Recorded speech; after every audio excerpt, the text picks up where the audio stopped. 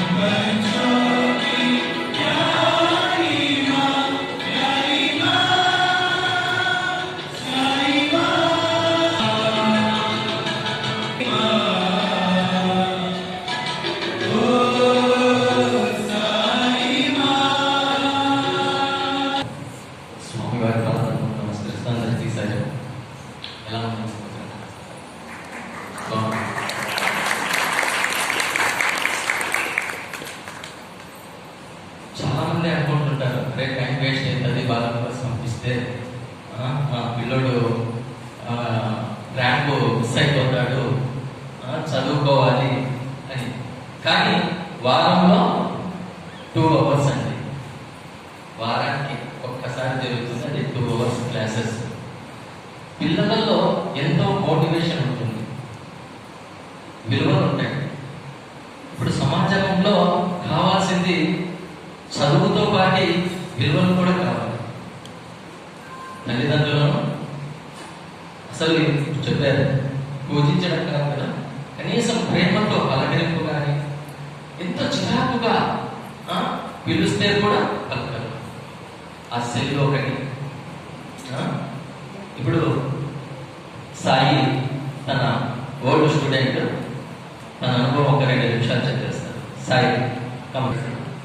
భగవాన్ శ్రీ సత్యసాయి బాబా వారి పాదపద్మములను నమస్కరిస్తూ అందరికీ సాయి. ముందుగా నేను ఫస్ట్ స్టార్టింగ్లో నా ఎక్స్పీరియన్స్ షేర్ చేస్తున్నాను. నేను ఫస్ట్ స్టార్టింగ్లో బాలికగా జాయిన్ కాకుండా నార్మల్గా స్టూడెంట్స్ ఎలా ఉంటారు, గొడవ పడుతూ ఉంటారు, లేదంటే అడుచుకుంటూ ఉంటారు. అలా నేను కూడా చేసేవాడు. వన్స్ నేను ఒకసారి బాలిక క్లాస్కి వెళ్ళాను. అలాగే నాకు ఒక పాయింట్ గుర్తుపెట్టుకుంటే, అలాగే నాకు భగవాన్ శ్రీ సత్యసాయి బాబా వారి పాదపద్మములను నమస్కరిస్తూ పెద్దలందరికీ నమస్కారం. ఫస్ట్ నేను ఇక్కడికి బాలికకి ఎలా వచ్చేదాన్ని అంటే, ప్రౌడ్గా చెప్పుకుంటాను, నేను నా కజిన్ వల్లే వచ్చాను ఇక్కడికి. లేకపోతే కనీసం ఇక ఉందని కూడా నాకు తెలిసే కాదు. స్వామి ఎంత ప్రవర్తించుకున్నారో తెలీదు. చాలా మిస్టేక్స్ చేశాము.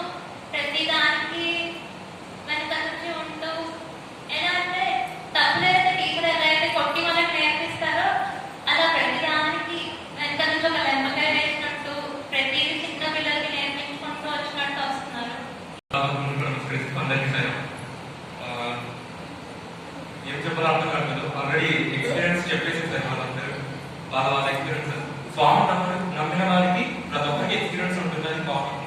చిన్నప్పుడు మేము అంటే నేను బాలికాస్కి వెళ్ళేటప్పుడు మా ఫ్రెండ్స్ అనేవాళ్ళు అనమాట, అది ఏంటో క్రికెట్ ఆడగలగా, సినిమా వెళ్ళగా, అంటే కరెక్టే కదా, టైం వేస్ట్. నాకైతే అనిపించేది టైం వేస్ట్ అని. అంటే అప్పుడు మాకు వాల్యూ తెలిసేది కాదనమాట. ఇప్పటికైనా చిన్నపిల్ల ఆ వయసుకు బాల్యత ఆధ్యాత్మికత అంటే తెలియాలంటే చాలా కష్టం. చాలా మంది పెద్దోళ్ళుగా ఉంటారు, పెద్దగా రామకృష్ణ అనుకోకుండా చిన్నప్పటి నుంచి ఎందుకు అవసరమో, హ్యాపీగా ఆడుకోపో, సినిమా చూసుకోపో అంటూ ఉంటారు. కానీ ఒక స్టోరీ చెప్తాం అనుకుంటాను. మోస్ట్లీ పాపమ్మ